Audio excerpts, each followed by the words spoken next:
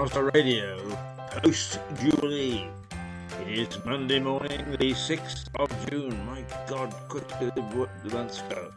And it is 7:32. Broadcasting from the White Hart in Lewis. This is a little teaser leading up to 8:30 when we come alive with Mirador Television.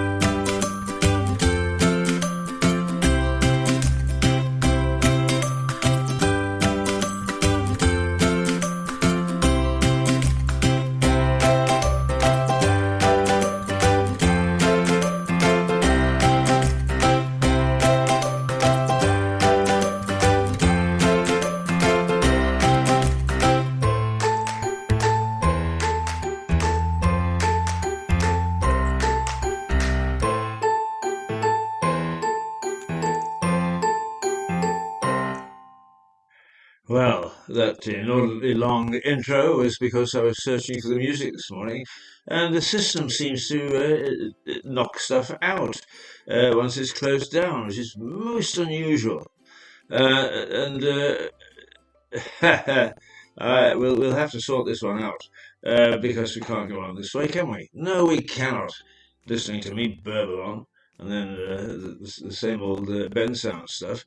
Although the Ben Sound stuff is pretty damn good. I have to say that really, as a start to post-Jubilee, and what a hell of a weekend it was. I didn't participate too much in any of it, but I certainly watched it. And it was some spectacle. It really was. The Grinch was active, I must say, in and that's naughty. That shouldn't be. The Grinch was active in Lewis as it is at Christmas time. The town council gave 15 grand for a firework display, which got mixed up with a thunderstorm. But there was very little bunting in the streets and that sort of thing. And I just wondered at this town. I mean, all three councils really should honour it as being the county town. And do they? Well, the town council does its best, but it's guided by the Greens, and without being political, as they are just they've got just one policy, that's all, and it crosses across just about every other policy that we know. But if you keep putting them in, that's what you get. The district council isn't here anymore. It's in Eastbourne, so they're a dead loss. You try phoning and saying that something's happening in Lewis, and you have to explain exactly where it is to whoever answers the phone.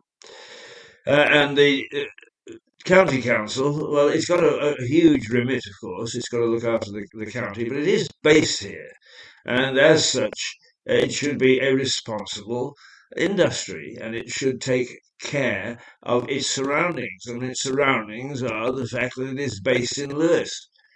And it seems to take this snooty, let me step aside and not worry about it attitude, which is not at all pleasant. It is not nice at all. Right, okay, let's kick off with some music then, and I'm afraid we're just going to have to put up with Ben Sound and Jazzy Frenchy.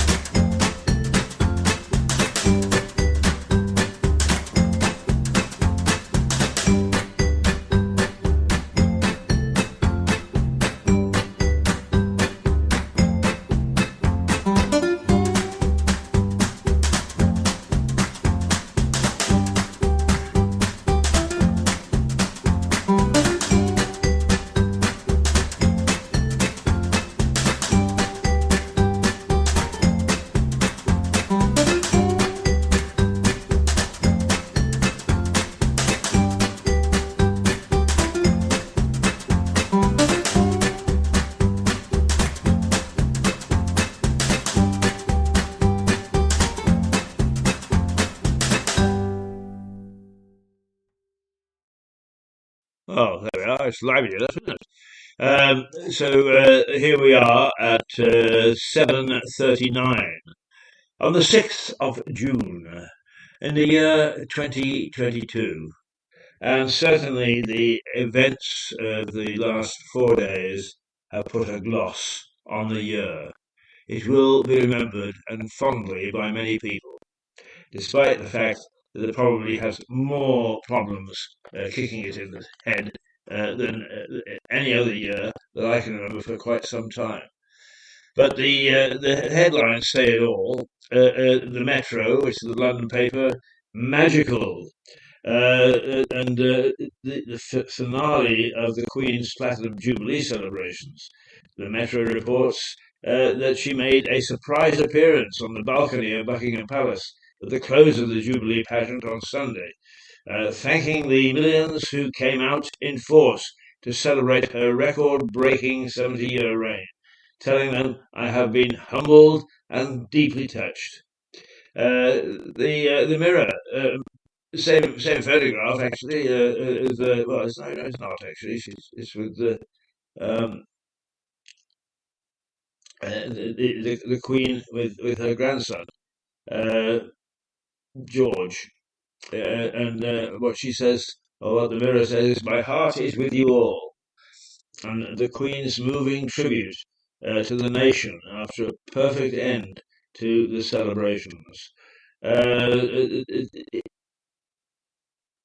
Actually, Prince George is her great grandmother, and it was actually a mending time for the royal family.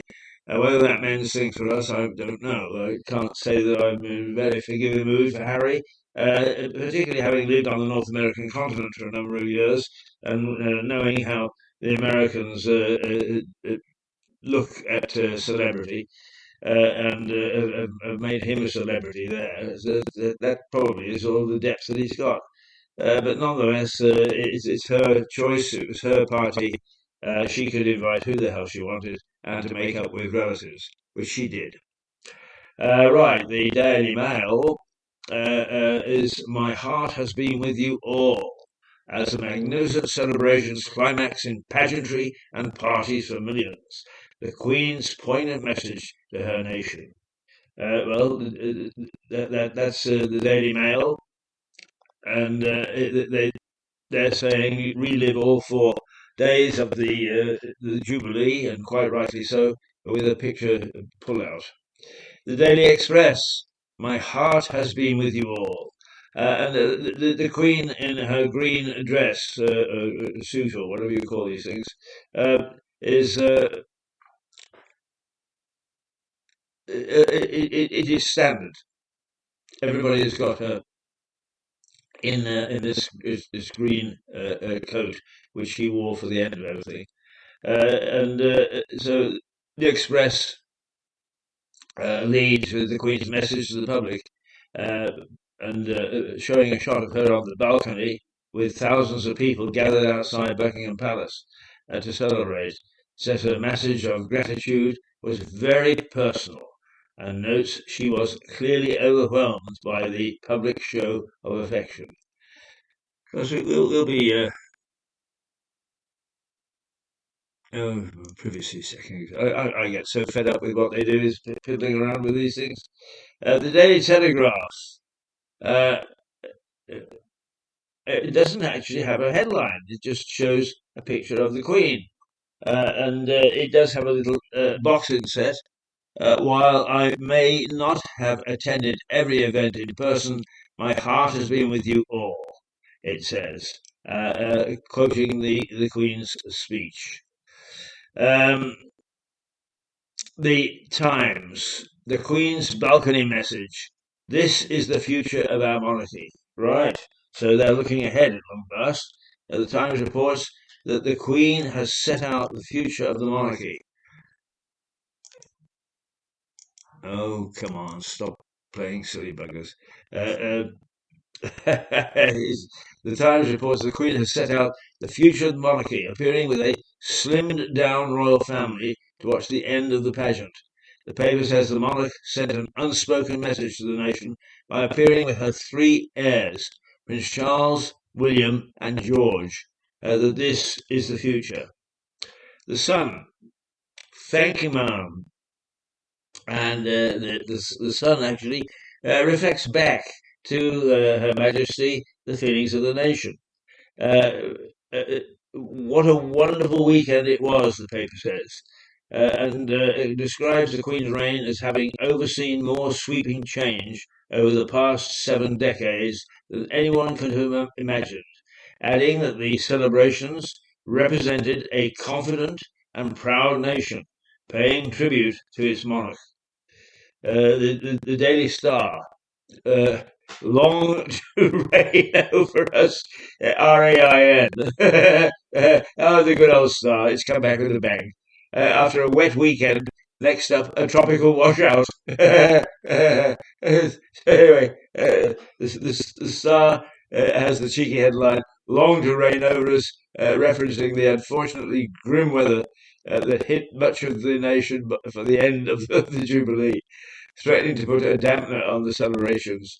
The paper says soggy Brits are likely to be affected by Tropical Storm Alex this week, following the poorly timed downpours that swept through on Sunday. Wow, wow, wow. Yes. Well, certainly on Saturday we had a mixture of fireworks here and a thunderstorm. The vote on Johnson, future turning toxic for Tories. The eye goes back, although it shows a picture of the royal family on the balcony. It turns to what's happening at the moment. And some rebel MPs have now got to 24, 25 of the 52 letters they need to ask for a vote on his leadership. Um, this sort of waste of public money really is makes it very toxic for me. I say a plague on all their houses. I have no confidence whatsoever, none, in our governance, and that goes right down to the 650th MP. None of them is fit for purpose. None. They all understand the rules and the regulations within the bubble in the House of Commons, but that makes no difference to their understanding of what the hell's going on in the country. So they can change leaders and they can make all sorts of noises about a new direction. What they will not do, and they refuse to, and all politicians and a lot of the state institutions are the same. They will not countenance any sort of reform. And actually, the only person that has suggested reform of our governance and said that the present system is not fit for purpose is, believe it or not, is Boris. But there you go, you see. It all gets lost, doesn't it? Uh, Tory rebels are accusing the government whips of blackmail and threats, while the Prime Minister fights for his political life, and reports of an impending vote of no confidence in his leadership, led by mutinous backbenchers. Yeah, I guess it's because they want their jobs. Their jobs are going to go. Surely they realise that. Why don't they make the best of a bad job and get on with really doing a good job for their constituents? That's what will save them, not all this fiddle-dee-dee and roll-de-roll. What will save them is we had for many, many years one of the best. I didn't always agree with him. And in fact, we meet occasionally now and have little discussions. But we had the best uh, MP for the constituency of any that I can remember. He was always down here. He was always working on our behalf. He was always concerned. I'm talking about Norman Baker, of course. Not everybody's cup of tea, and he would admit that. But by the same token, is he was a good constituency MP, and he was returned here in a basically conservative stronghold 3 times. So why don't they learn a lesson? These idiots. The Financial Times. IPO values plummet 90% in Europe and the United States as inflation and war take their toll. We have tended to try and ignore the war as if it'll go away. And of course, the fact is that it looks as if the Russians are starting to get the ascendancy. And today there is the chilling prospect of us having given some military equipment to Ukraine, triggering the cry from Vladimir Putin that he will not forget these the people, these countries that give to the Ukraine at this particular time. And what that means, whether he's prepared to launch something at us or not, or tighten the screws, because we thought we were tightening the screws on him. And in fact, it turns out to be the other way around, is we're having a real energy crisis and food crisis because of the embargoes. And now the bottom is dropping out of the stock market. US and Europe, it's not just us, are finding times particularly tough when it comes to economics of life. Well, that seems to be it. Uh, I think we haven't we missed a newspaper. No, we seem to have covered them all. And basically, it's well done, Her Majesty. Let us revel in the great success of the celebrations over the week, and let's make sure that our grandchildren will speak of what happened this weekend in the same revered tones that we mention Queen Victoria's celebrations for her long-term reign. It was something. I have to say, it was something. Can't say that I'm always 100% behind these sort of things, but it was something. Okay, I'm afraid you're now going to have to listen to band sound ukulele.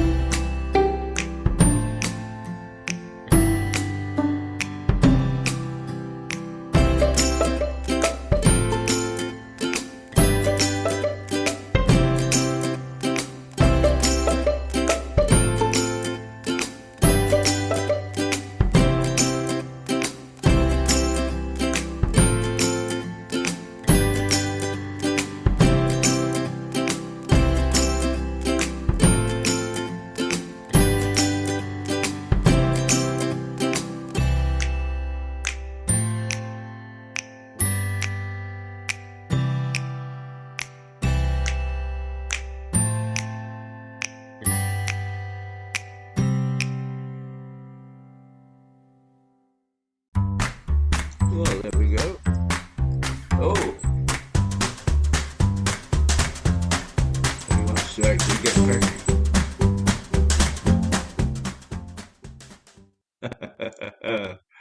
Right, okay. That's Ben Sound. The stuff that Ben Sound puts out is really very, very good. And they are kind enough for those people who aren't making any money of this to let us use this stuff for free. And hopefully, if we start to make money, we'll be able to pay them. It is helpful, particularly when the system here with our Spreaker studio seems to be letting us down. Rather a pity, really, because I like Spreaker. It's easy to use. It's got a very good reach. By golly, we're all over the place with it. And it all in all, it's a pretty good system.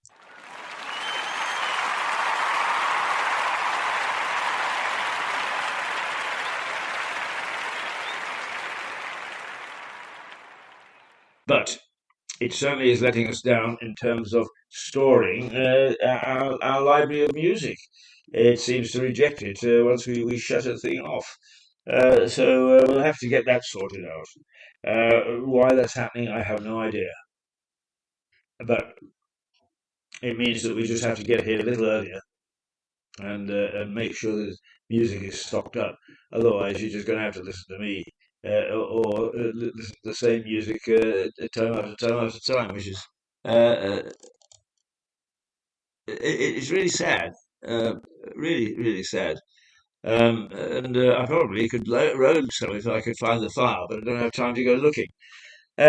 Still, let's just tell you what the time and the date.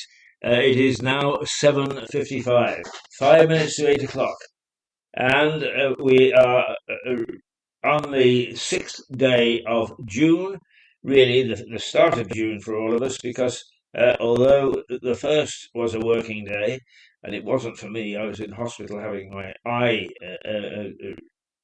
cured. They were taking a cataract off my eye, which had grown there over the last little while.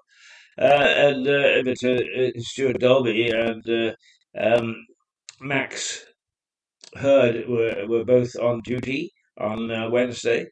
So I had Wednesday off, except I wasn't. I was flat on my back in an operating theatre. And then on Thursday and Friday it was a holiday, and Saturday and Sunday is a weekend. So here we are back, and surprisingly, it's the 6th of June. How the hell do the days move forward so fast? So very fast. Yeah, probably an age. It is. It's age. Yes. Let me tell you just a little bit about us. We are Rouser Radio. We've been around on and off for about 5 years on Speaker and on other things like Spotify and so on. And what we do is we do a little morning radio show to highlight other things that we're doing, mostly television. And you can get our television service, uh, Mirador Television, on miradortelevision.com, or you can get it on YouTube. And at the moment, we seem to be having a little bit of a problem with Facebook because somebody has hacked our Facebook account, and as a consequence, we've got all sorts of strange things coming up on it. And luckily, some of our faithful viewers have let us know. So we've shut Facebook down just at the moment.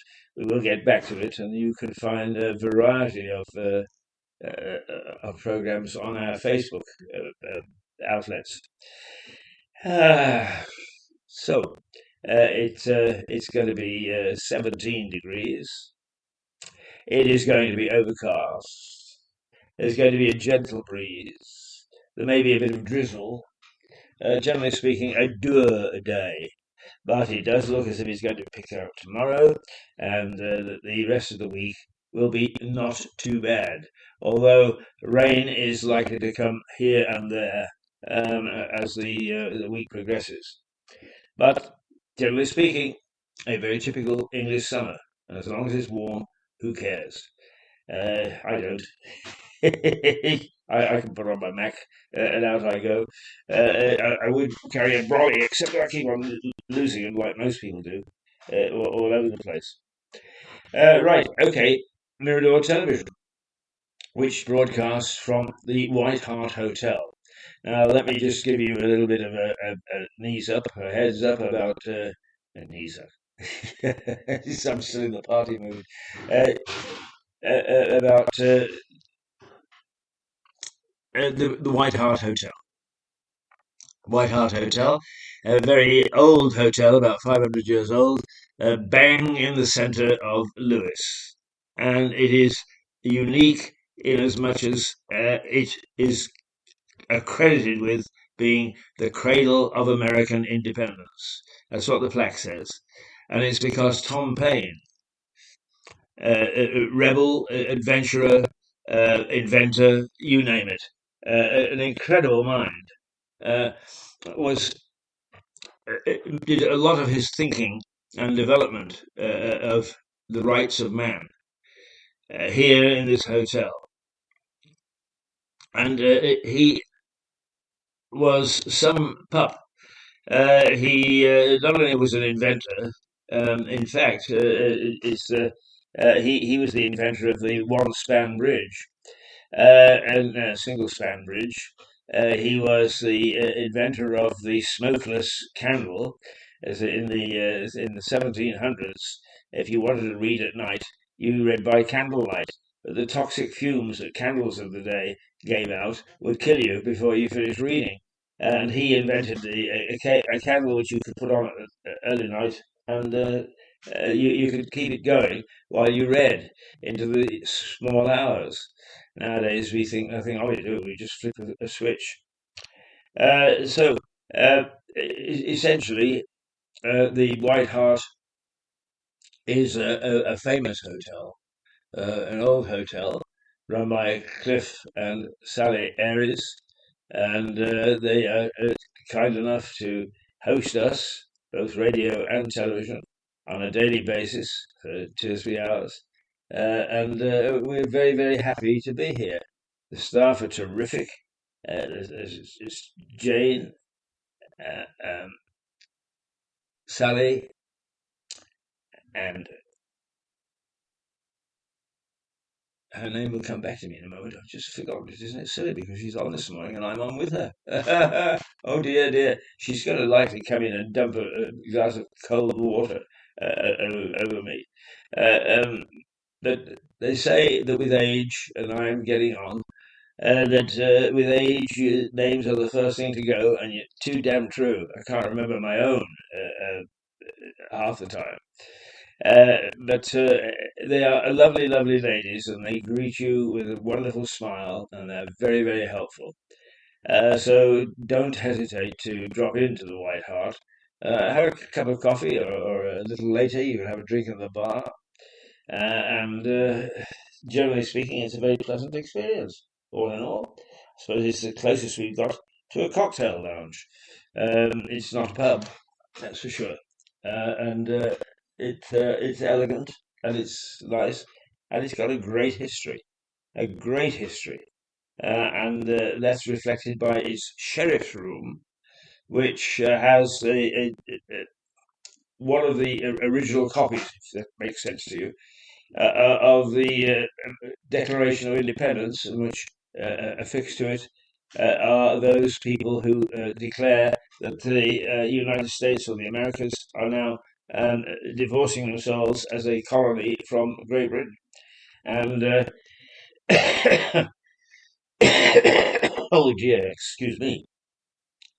And there it stands in all its glory with the name Tom Paine attached to it. An interesting hotel. It has seen many bits of history in Lewis too. Its wine cellar was used as a dungeon to hold some of the dissidents who dared to defy Queen Mary the First when she tried to restore England to Roman Catholicism. And those people who withstood it and embraced the religion of her father, Henry VIII, when he broke from Rome, it caused bitter, bitter feeling. And she in trying to bring back the rule of the Pope, if you like, um, was particularly nasty about what she did, and she burned people at the stake, and 17 of them were burned in Lewes, and they were held in the wine cellar of this hotel overnight before they were marched out, along with others that were held in what is now the town hall, and put it against a stake, and they were burned. And I understand that most of them were burned in tar barrels, particularly nasty way to die because the tar would light before anything else, and it was the burning sensation must have been huge, horrific, huge. Anyway, it also is, although this hotel was not here in those days, the site of the Battle of Lewes, which is generally accredited with being the battle between Henry III and Simon de Montfort, representing the barons, which started the first little tinder-like flames of democracy, of English democracy, which went on to burn very brightly and still burns brightly in the rest of the world. And it's a great tribute to this town and to the White Hart. Now I'm going to have to play, if you'll forgive me, again. Um, let's go Ben sound jazz Frenchy again, shall we? If you will forgive the fact that will you forgive?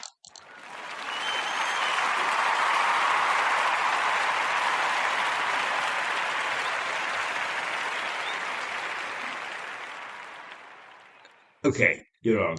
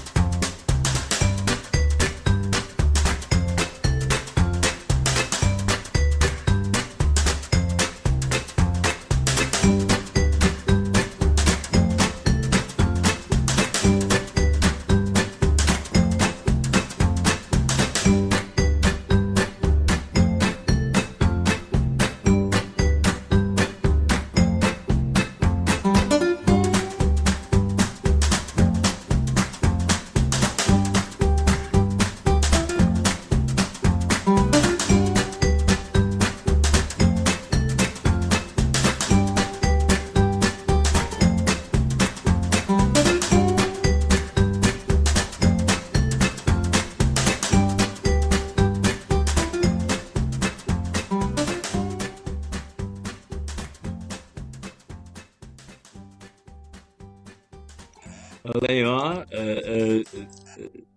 Ben sound jazzy Frenchy. It's a lovely little trilly number, isn't it? Okay, the it is now 8:08. Yeah, for those who need to get up and catch a bus or catch something. Um, although we are threatened overall with a lot of transport problems. The only one so far, and I mustn't speak too quickly, is the ferries haven't gone on strike yet. But we are threatened now with airline strikes, the ground crew. The airlines being in one hell of a mess anyway because they laid off too many people during the pandemic. It's one of the effects of the pandemic. The buses are said to be ready to go on strike, and most certainly the rail RMT very militant. They're militant anyway, but they also are talking about uh, putting out the services of their members in the interest. It's always in our interests. It's funny, isn't it? All these things happen, which means that chaos occurs, quality of life goes down, but it's all done in our interests. I don't know why the hell we don't just. They put these signs up on the buses and the underground trains and so on is, do not abuse our staff. Does it never occur to them when they pull these stunts that they are abusing us? In which case, in my view, fair is fair. You want to abuse us? Expect to be abused back. Don't expect the privilege of being able to stand on a mound with a bunch of stones and throw them at us without somebody picking up the stone and throwing it back at them. Oh, you can't do that. Oh, that's naughty. Yeah, yeah, yeah. Tell me. But then again, the union leadership live in luxury, first of all, but they live in the same sort of bubble that parliamentarians live in. They all fight one another at a certain level without any idea whatsoever of the effect that it has on the ground. None. And if they did, they would certainly approach these things in a different way. But as it is, oh, it's okay. Yeah, we've always done it this way. We'll continue to do it this way.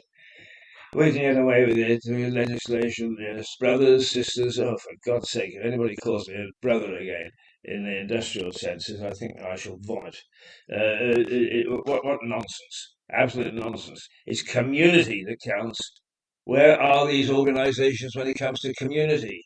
And that goes from the top of the bottom of politics and from the top of the bottom of associations and organizations, whether it be for the business community or whether it be for unions and the workers, is they really do not understand community. Not a bit. Not a bit of it. It's all me, me, me, me, me, me, me. Well, I'm waiting for somebody to come up with a new system which will actually level things out. Huh. Hold my breath. Absolutely. 11 minutes past 8. Yeah. All right. Well, we'll play the other Ben Sound ukulele again before saying goodbye to you.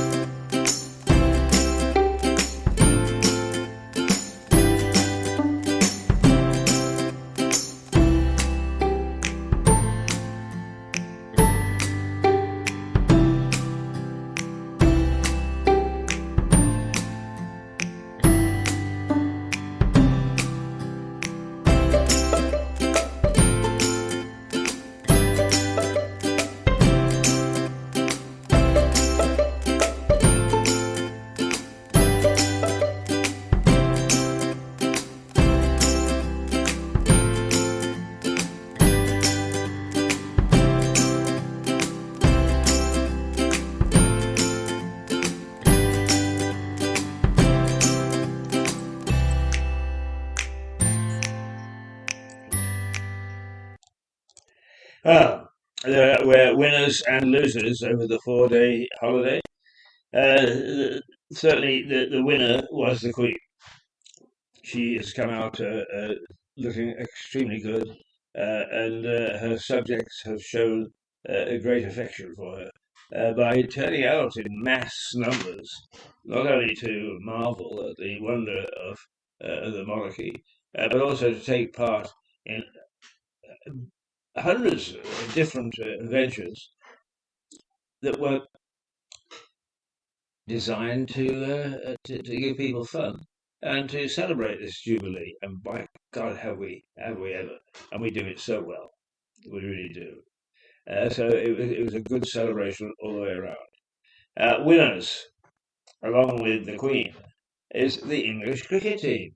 God, it's about the 12th or 13th time that we have gone to bat, as it were, recently, and come out the winner. So is that a new era? Let's hope so, because we've certainly taken a tanking around the world over the last 2 or 3 years. Uh, England footballers unfortunately lost 1-0 to Hungary, but the Welsh scored a stunning victory over Ukraine, and they are through to the finals. So there we are. Those are some of the winners and losers, the riders. Of course, we had the derby over the weekend. It was a good weekend all around for whatever takes your fancy. And we are at 8:15, and we're going to say goodbye to you now. Making ready for our television operation at 8:30.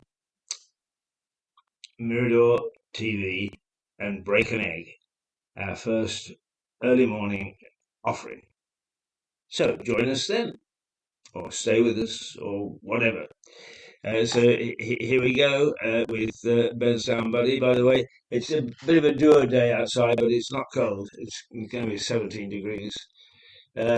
Possibility of a bit of drizzle, but mostly cloud, and a very light breeze. So not too bad. You can keep your hats on, ladies. Okay, here we go. Ben Sound Buddy.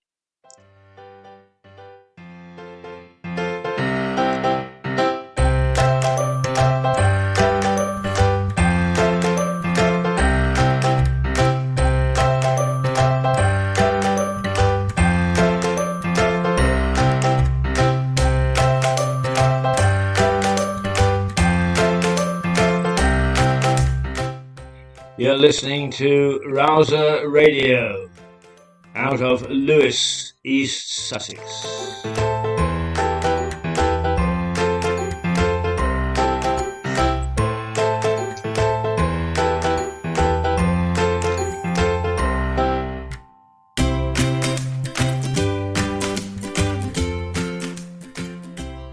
And a very good morning to you. Have a splendid post-Jubilee celebration day. In other words, back to work. Make it count.